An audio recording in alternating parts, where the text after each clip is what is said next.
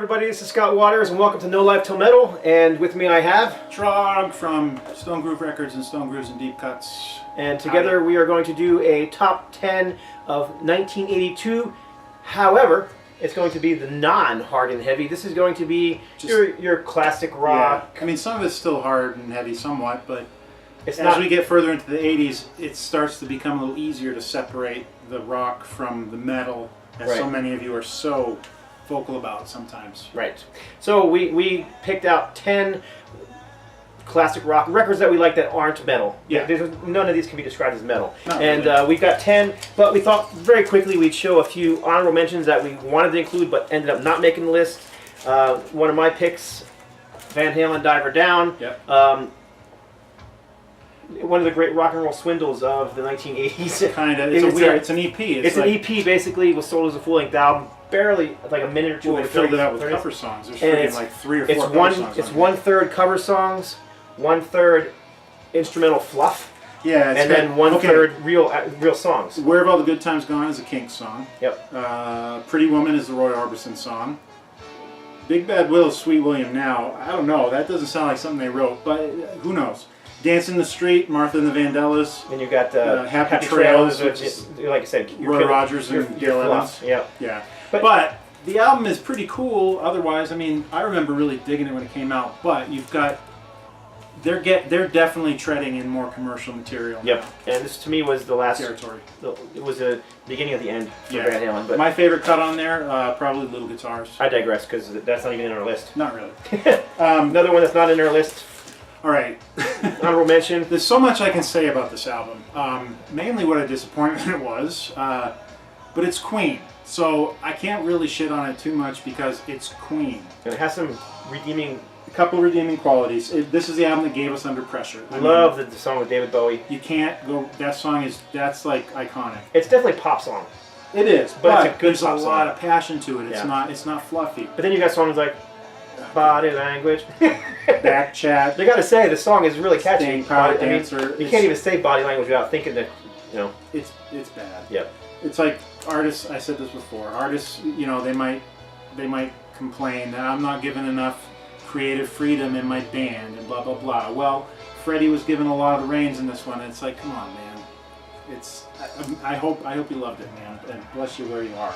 But for me, it was a total disappointment, especially coming on the heels of something that was so really awesome and totally different from their style anyway, as The Game. Right. We weren't ready for you to radically change styles that much again. Put Out the Fire is probably the other song on here that I think it makes it not a total wash, and that's a Brian May track, and it's pretty cool. But Hot Space, honorable mention. Honorable mention, Fort Knox. Could have made a hard and heavy list. Just some people would call this heavy metal. I wouldn't. I'd say it's just a solid AOR hard rock album, produced by Chris.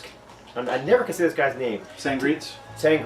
Chris Sangreets, who of course Sangarides worked with Anvil and Thin Lizzy and a lot of other guys. So he kind of gave this album an edge. It's actually a very good album, but didn't make my top 10 list. What's so AOR? Is it album-oriented rock or adult-oriented? I've heard both, so I don't know. Album-oriented makes more sense to me. Adult-oriented rock makes me think of like Christopher Cross. Yeah. And, guys that thinks of Jimmy Buffett, stuff we listen to on yachts and have margaritas and. Alright, last honorable mention. Could have made the list, didn't. Rush. Now, don't get me wrong. I love Signals. I think it's a great album, but that's with like 30 years in retrospect. When it came out, I wasn't really impressed. I was disappointed when it came out too. It was on the heels of Moving Pictures, which was a great record. Heavy riffs. Yeah. The keyboards were there on that album, but it was different. Not as prominent. On here it became... They're more prominent on this one, more centered around them. I mean, don't get me wrong, Rush has never put out a bad album. Everything they do is the top of their craft, and it's usually the top of technology as it stands. I mean, they're one of those bands that just have their finger on the pulse of what's going on in not just the music world, but in many worlds. So it's thinking man's band, always has been, always will be. But this one, honorable mention for this group. And here is our top 10. In no particular order. There is we decided not to pick a number one. Scott's gonna do 5. I'll do 5. All these are just records that we picked out. So my first one, Resurrection Band, Res Band. This would DMZ. This would be their 3rd record, I believe. DMZ. Was that number 3? I didn't realize that. Or is it Colors? I don't know. Regardless, it's one of their earlier records. DMZ is Demilitarization Zone, I believe. Something like that, yep. Horrible record cover. I never liked the record cover. I still don't like it. It's just, I like the back cover. It's definitely it's consistent with 80s in the way that album covers were going. The kind of garish colors and the real simplified shapes and that kind of crap. But musically, this album's still this could have actually made a hard and heavy list because it had 2 signature songs on here. 2 signature songs on here in Military Man. Great song. I'm sure you've heard that one, right? Yep. And then White Noise. Heavy. It starts off with all this just guitar wankery, wrenching, just great stuff. And then it goes into the song. The only song on here, they started getting a little new wavy in the 80s. And the only song I really describe that as on here is a Wendy song called Reluctant. But otherwise, Babylon, great song. But my favorite 2 songs, Military Man and White Noise. I mean, those 2 songs alone make this album the reason I would put it into the top 10. And that's a Resurrection Band release? Resurrection Band. It was before they shortened it to Res. Which was another symptom of the 80s. Yeah. So, yeah. But then they went back. And this is a Christian band, and the only Christian band in our list. One of the more interesting and edgy classic rock style Christian bands. I mean, Glenn Kaiser definitely had some edge to him. I actually have a story about this one. When I was this old, in 82, however old I was middle school, I think. I was going to a youth group at a little Baptist church, Bible Baptist church it was called, and I'd go to church wearing my Who and Zeppelin and Aerosmith and Jack Daniels and shirts, and I went to youth group like that, and I was heavily involved in youth group. I went constantly. I was very involved in it, and I liked it. Most of the other kids that I went there did not. They were always trying to get me to stop listening to that evil music, and they were trying to push on me stuff like Sandy Patty and Keith Green, which I did eventually. Patty, I mean, really? Well, yeah. There's no connection there, man. And who's the guy who did Rainbows Keep Falling on My Head? BJ Thomas. The kids in my youth group were into BJ Thomas because after that Raindrops he went in the direction of Christian, and they were trying to push that kind of stuff. And I do like Keith Green now, but I was like, oh, you're talking Zeppelin. This ain't gonna happen. BJ Thomas.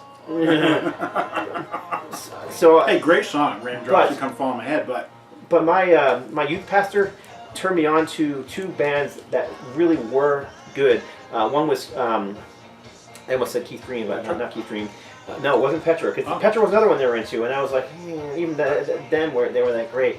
But Phil Keaggy was one of those turned me on to. Keaggy was always quality. And Resurrection Band, and the song I heard was Military Man. I'm like, there you go. Now they got it. That's what I'm looking for. A heavy song, great song. And the funny thing was that youth group, and this had nothing to do with the record. I found out years later, after I'd graduated through college, I went through Bible college.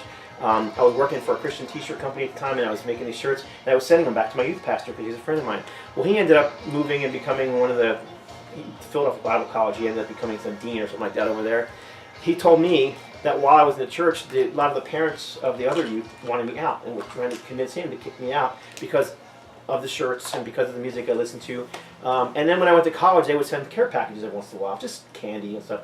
They didn't want to send it to me. The other parents did, and he made them do it, which I think is hilarious. Amazing. And the funny thing is, such a fine line. And some of those kids in that youth group ended up, pregnant before they were married and other crazy stuff. And here I was graduating from Bible college and sending him these T-shirts. Well, the reason he left the church was because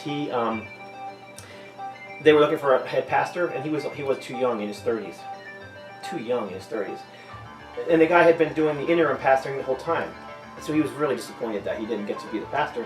So in his last service, he wore his typical suit that you do to a Baptist church, but underneath of it, he wore one of my T-shirts. Oh, awesome. And during his sermon, apparently he took off his thing and he showed him, and he said, "You remember that kid you want to kick out of the youth group back in the day? He just graduated Bible college, and this is a T-shirt he did." And I just thought that was awesome. And I love that. Is cool. That's Kevin. His name was Kevin Osnick, and I love him to this day. And I don't ever see him or talk to him except on Facebook occasionally, but huge influence on my life. So every once in a while, somebody does it right. Yep. They focus on the love. They focus instead of on the rules and on the judgment. Exactly. And on the stuff that's easy. Stuff with stuff that somebody doesn't have an inch of depth. Faith, hope, and love. And the greatest of these is love. Right. So anyhow, totally off the subject. And the most expensive? Yeah, love. So there you go. Anyway, yeah, that was a total rabbit trail, man. Yeah. Big time. All right, so that was the worst one we've ever had. Number 10. Number 10. Number 9. It's the next number 9 in our list. And again, this is not in any particular order, but we do have 10, so I'm just counting backwards. So number 9. We got another kind of supergroup, really. Several of these throughout the years, and this was just really no exception, and it was really one that worked. It was Asia. We had Steve Howe from Yes, Jeff Downs from the Buggles and Yes for a period. John Wetton from King Crimson. Also Uriah Heep. Yep. And Cole Palmer from Emerson Lake and Palmer. Yep. And Crazy World of Arthur Brown. Yep, that's right. So this was very radio friendly. Super radio friendly. Yeah, and very well done. From the amazing cover art by Roger Dean, and to the, we had Heat of the Moment, was a huge hit. Only Time Will Tell, huge hit. Soul Survivor was another great track. Wildest Dreams, Cutting It Fine, great album, real solid. And I remember when this came out, the record industry, they said it was in a slump at the time, but this album was massive and sold. Yeah. If I'm not mistaken, it was multi-platinum, if not platinum. Yeah, and I just remember it was one of the biggest selling records of the time. And lots of airplay on MTV as well, which helped a lot, obviously, back when MTV really... And I gotta say, I'm not sure I liked the album as much. I loved the album when it came out. But I'm not sure, I don't listen to it as much because I think it's one of those overplayed records, Yeah, it is. It's an enjoyable listen. But once in a while, I like it. So. It's an album that kind of goes along with it a little bit was the Aldo Nova album that came out just the year before. I always kind of associate those two records, probably because my buddy Mike Cameron was a freak about both of them. All right, number 8, my pick, Magnum, Chasing the Dragon. When I asked people on my Facebook page what albums do you think should be in my 1982 list, this was one that came up several times. I really didn't think it belonged in a hard and heavy list because it's not hard and heavy. I actually made a note to myself because I listened to this album before I left. I hadn't heard it in a little while, so I gave myself a fresh spin, a fresh listen. And I wrote Magnum, Melodic 80s prog, similar to Saga or or late 80s Genesis. So yeah, it's not your it's not heavy metal by any stretch. I'd barely call it hard rock, but it's very good. Almost like Asia. It has more of a commercial edge to it, but it's still progressive. It's more progressive than the Asia was. Great Rodney Matthews cover art. Rodney Matthews cover art, and I love Rodney Matthews cover art. He's one of my favorite artists. Favorite cover artist. What year did Worlds Apart by Saga come out? Was that 82 or 81? I think it was 81. Okay. Yeah, I think it was 81. Similar. So, but yeah, solid album. Fans of 80s Genesis, not pop 80s Genesis, that like kind of the Duke Abacab era, or more progressive Saga would probably dig this as well. And I believe this is their UK band, if I'm not mistaken. I could be wrong. Yeah, I'm pretty sure they're UK band. So. And he also did the text and the logo for them. He did. So anyhow, awesome. Magnum, Chase the Dragon. Next, album number 2 in a pair of albums that I really dig by this artist. He had a third project he was involved with also during this period that I like. But for the most part, his other stuff I don't care for as much. But he really had it during this period of time. Sammy Hagar, 3 Lock Box. This was a really highly anticipated album because Standing Hampton had done really well. He appeared on the heavy metal soundtrack the year before. That kind of bolstered his career. I don't think he ever had much better success with his solo career than he did for these couple albums right here. And then of course he went on to join Van Halen, and that's a different world. Whole story. Yep. Yeah. He had several solo albums up to this point, but these two really seemed to... They were kick-ass. There's good stuff on here, man. 3 Lock Box, the title track was great. Remember the Heroes is awesome. Gets a lot of airplay around... back cover's cool. Memorial Day and Veterans Day. Back cover's cool. Yeah. I thought the back cover, they're kind of similar. Similar, but the back cover's better. Sammy's in her mouth, and in the back it's her tongue, but... It looks like a pick. It's a guitar pick, isn't it? Yeah. Is that what it is? Because it always looked weird to me. There's your tongue there, and this is a guitar pick, yep. Wow, it's very, very, very deep. Deep. And I've heard things about what a 3 Lock Box is, and I don't really want to get into it. I don't know. Yeah. For me, best Sammy Hagar, Montrose. Oh hell yeah, that's and that to me that's a different world too. It's almost like I forget he was in that band. Because it was, oh yeah, it's just, there's no touching it. Yeah, that's definitely my favorite. And the other thing I really dig that he did was the HSAS, Hagar, Schoen, Aronson, and Shreve, which great album. That was kind of super group too. He had drummer from Santana, bass player from, he's played with everybody, but he was in a band called Dust. And then we had Neil Schoen from Journey and Sammy from Sammy and Montrose. So anyway, Rabbit Trail. My favorite cuts on here, I Don't Need Love. Remember the Heroes, Your Love's Driving Me Crazy, and the title track, probably. Good album. Really good. Strong. Yeah. My next pick, so I think we're number 6, if I'm not mistaken. This is... Okay. That was interesting. Yeah. Alright. Okay. Little snafu going on right there. We had to restart the camera, so cutting in here. We've got number whatever. Yeah. Gary Newman. Iconic album, iconic artist. I call this more new wave than classic rock. But this album, Assassin, was actually very similar to Telecon and Pleasure Principle, sound-wise, a little more funk. The first album was, the first song in here, White Boys and Heroes, definitely funk. And then a little darker than those albums too. Interesting artist. I mean, to me, he's comfortable in places with like Kraftwerk. And, sure. Just that more electronic edge to it that classified the new wave movement. And he also, this wasn't his first rodeo either. I mean, he had the Tubway Army that had several releases prior to his solo career too. Correct. So. Yep. Anyhow, great album by him. And little tidbit information on this one. Drummer on this album, Chris Slade. No way. Who went on to play with AC/DC. Yep. So. But he played with someone else too in England. I can't remember who. Yeah. Maybe it's his name, Chris Slade. I think he played with Slade. Yeah. No. But he did it. Yep. So yeah, Gary Newman. That's my pick. Awesome. My next one. This is a great album. It's playing in the background, if you can hear it. Jethro Tull, Broadsword and the Beast. See, look, all those runes I was talking about? Yeah, there they are. They're all there. And I love the cover. It's one of my favorite album covers of all time. Once again, it's Ian Anderson's likeness, and it's this kind of little demented fairy creature. I don't really know what it is. He's got butterfly wings, but he's got a dark countenance, and he's got a hood and a big broadsword. But great album. It's pretty solid all the way through. This would have been one of my first concerts, but it didn't pan out, unfortunately. Great tracks on here. My favorites: the title track, Broadsword, Pussy Willow, Watching Me, Watching You. It's a cool album. It's got a little bit more keyboards prominent, which a lot of bands, from the '70s were doing. Rush did it. It was in the air. It wasn't just something that a few bands were doing. It just was a kind of a movement almost, and just artists responding to it. Really. You know how you know you grew up with records is, like, I have this on CD, and when I listen to the CD, the first side of the album is it's not to say unfamiliar, but as soon as it hits where side 2 was, it's like, oh, yeah. Oh, okay. Because there's so many albums that I started, like Love Gun even. Love Gun, I always mixed it up. I started with side 2 because Love Gun was the first song. I did the same thing with Weekend Warriors, Ted Nugent. The first album was the first song was I Stole Your Love. It wasn't Love Gun. And years later, when CDs came out, I'm like, oh, duh. Yeah, I don't know. It's just you can tell your album because you used to play one whole side, and it was you just get used to it. And that on this record, it was side 2 for me. I don't know why. Yeah, and I kind of miss that. That's why I love still being into vinyl, because there's so many things that you grew up with and took for granted that you lost when CDs came out. And even more that the current generation loses with digital, yeah, because it even gets more fractured. But yep. Yeah, so it's cool to have these around, and definitely one of the best releases from the classic rock camp in '82 for me.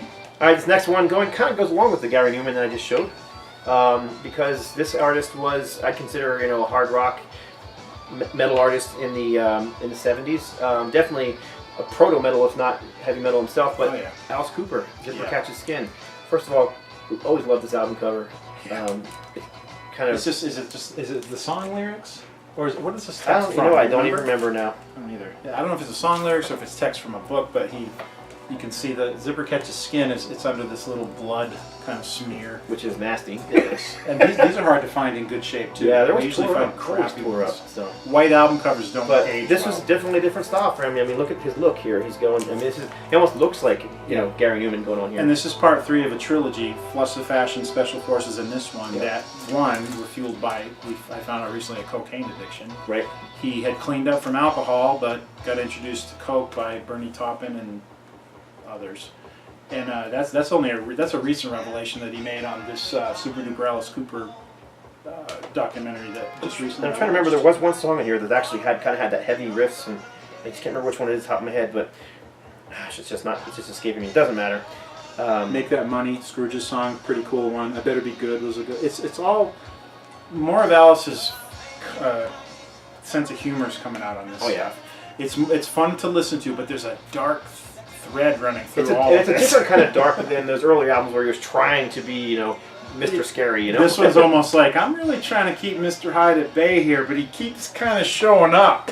Yeah. And this Alice was kind of a really mean character too. It was different from the one in the 70s. Yep, very different. Just very different. And I think, he was coming off a severe alcohol addiction and really messed his life up pretty bad. But it's definitely worth checking out. I was recently talking to a friend who said he kind of lost track of Alice Cooper, through the 80s. I'm like, you need to check them out. They're worth hearing. They're very good. For sure. Everything Alice Cooper does, it's well done. Yep. So very well done. All right, here we've got a twofer. A twofer. Zeppelin had broken up in 1980 after the death of John Bonham.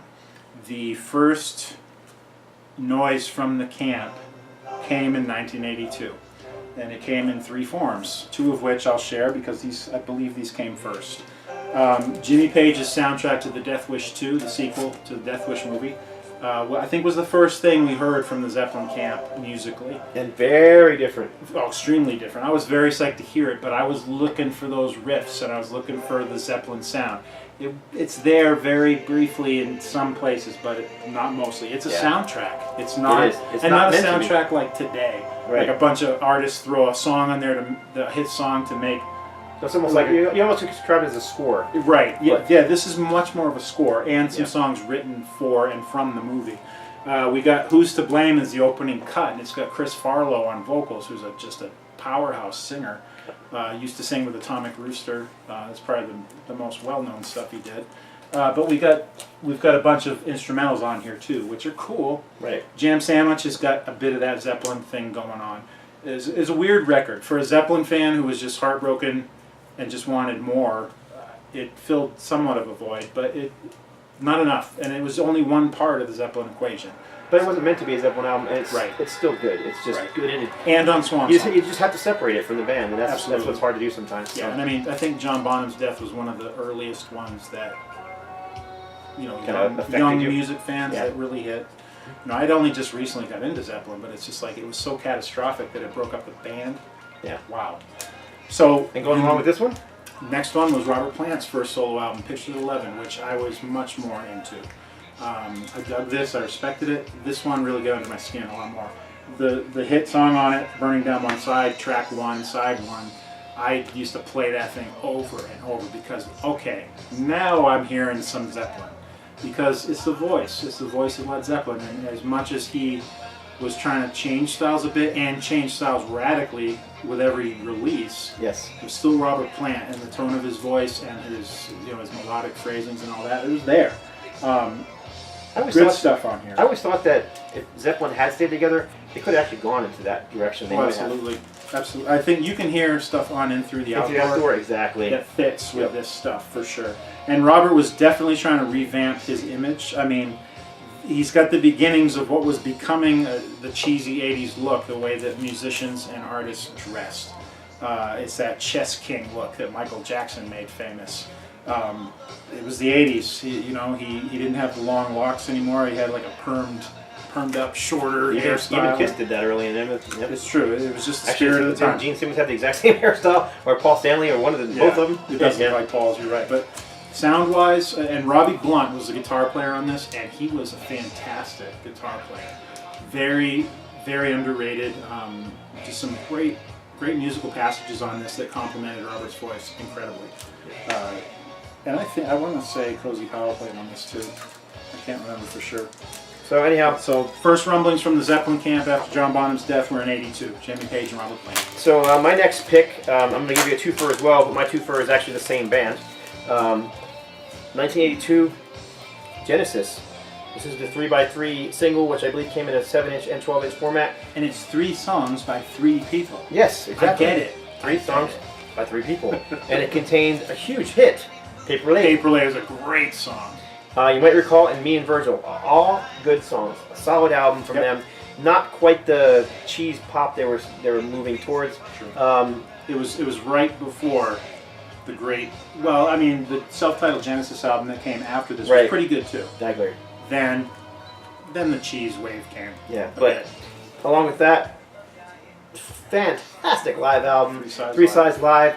Obviously named 3 sides live because it's a record, and 3 of the sides were live, and the 4th side had studio tracks, including the 3 songs that were on this. Wasn't it just those 3 songs? No, because it also had Evidence of Autumn and Open Door. Oh, I didn't realize Which that. I can't remember the story behind those 2 songs, but they're different recordings from the other 3, which were released. This single was not released in America. This single was released in Europe, and then in the U.S., this was released with those songs on the B side, and that's how it became a single and popular here. I could be wrong. I do have the UK pressing on CD of this, and the CD pressing has 4 sides live. It's all live. There's no But is it studio still called cuts. 3 sides live? It's still called 3 sides live. Still has the same cover art, but it's all live, and it includes some of the old Peter Gabriel stuff with Phil Collins singing on it as that's cool. On the 4th side. It's a CD, so it's awesome. That just don't make no sense. Now I'm curious. I don't have the European version of the vinyl. If somebody does, I'm kind of curious. Does the UK version of the vinyl have 3 sides live and 1 side of studio? This is the first time hearing any of this. So I'm curious, because like I said, I have the CD pressing, and I never bothered to look. And we started talking about it before the video, and that's when I don't know. It's a mystery. But gatefold cover, classic live shot. Awesome. Brilliant live record. Features mostly material from Duke, Abacab, and then there were 3. Mostly, that's there's 3 albums, but it also has a medley of Cinema Show within the Cage. I don't know, it's just a great record. There's nothing, and that's cheesy. Everybody says that it's a great record, but it is. Well, I mean, it is. It is what it is. So anyhow, my pick, Genesis, still progressive, very popular, but good stuff. Is that the only one left? Yes. Why don't you go first with that one? Okay. This is kind of. And then okay, my next up. We're gonna switch it.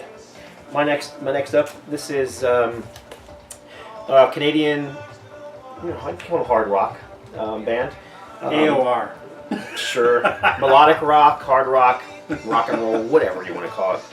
April Wine Power Play.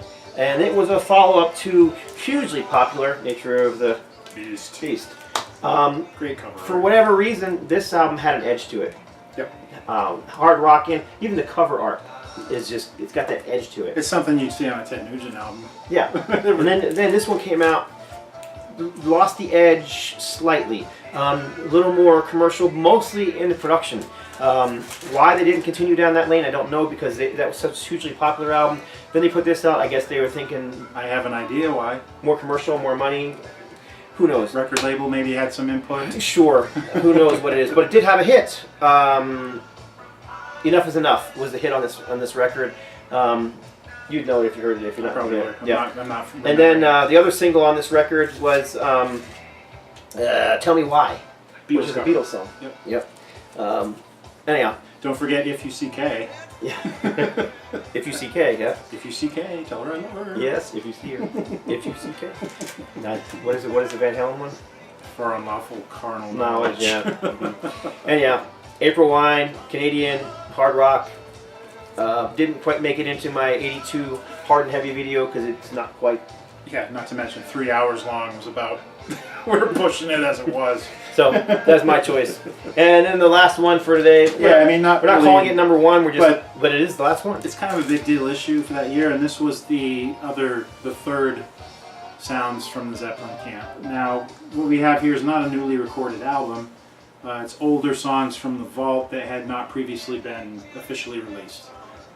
Before this came out, I was really convinced that Hey Hey What Can I Do was going to be on here, which was the B-side to Immigrant Song when Led Zeppelin 3 came out. It's like, that just makes sense. And when I got it, nope, it's not on there. All this stuff is not on here, and I've never heard any of these songs. Great tracks called from different periods. We're Gonna Groove, Poor Tom, Can't Quit You Baby, which is a live recording, just a very good live recording, like a sound check recording. Walter's Walk, Ozone Baby got a lot of airplay. Yeah. Darlene, Bonzo's Mantra, which was a direct tribute to John. It's a drum song. It's like Moby Dick Part 2, but on steroids. I remember when that album came out, that song, which one did you say it was? The Ozone? Yeah, Ozone Baby. I can remember them playing it over and over again on the classic rock stations. Yeah. And it's a companion song to Robert's Burning Down One Side. It has a similar hook in it. And then Wearing and Tearing. And Bonzo's Mantra, though, great drum track, and Jimmy Page just embellished it with a lot of electronic effects. It really makes it an interesting song to listen to. Was that a gatefold? Yeah, it was. I think it's just a bunch of shots of the band who came in. And obviously Coda is the ending of a musical passage, Jimmy Page making a statement there, which for all intents and purposes, that's what it was. It was the end of the Zeppelin as we knew it. The last one that was really going to be newer material. It's on Swan Song. It's got just a very thick inner sleeve, which just shows the track listing, and then just collage of Zeppelin shots over the years. Mostly later stuff, I think, because they look a little bit older than they do. But just like a family portrait or a family photo album kind of a thing. Yep. So there you go. Yep. That was the last one, the number one of the so many we did. We said 10, but we ended up doing like, what, 15? I think there's actually 15 in that list, but it doesn't matter. Just a companion to the Hard and Heavy, because there was some stuff in there that almost made it to the other list, but when it came down to it, the other list was so damn long. Yep. Scott just said, hey, let's do a classic rock one. So there you go. Our top 10 1982 classic rock albums. Yeah. Classic rock, new wave, whatever. Stuff we liked. From here on, stuff we liked from that year. Yeah, the rift is going to start getting more obvious from here on, because the classic rock camp and the metal camp, they really were splitting at that point. Yeah, so next video, we'll try and get the 1983 video done. It's going to be a daunting task. We'll see. Eventually we're going to start splitting it up into metal, thrash, and classic rock. So these videos are going to get more crazy in the future. So anyhow, that's it for this edition of Hard and Heavy. Nope, not even Hard and Heavy. This is for classic. That's it for this edition of classic rock. Albums we like in 1982. So that's it. God bless and stay strong. Easy. Was that the only other one?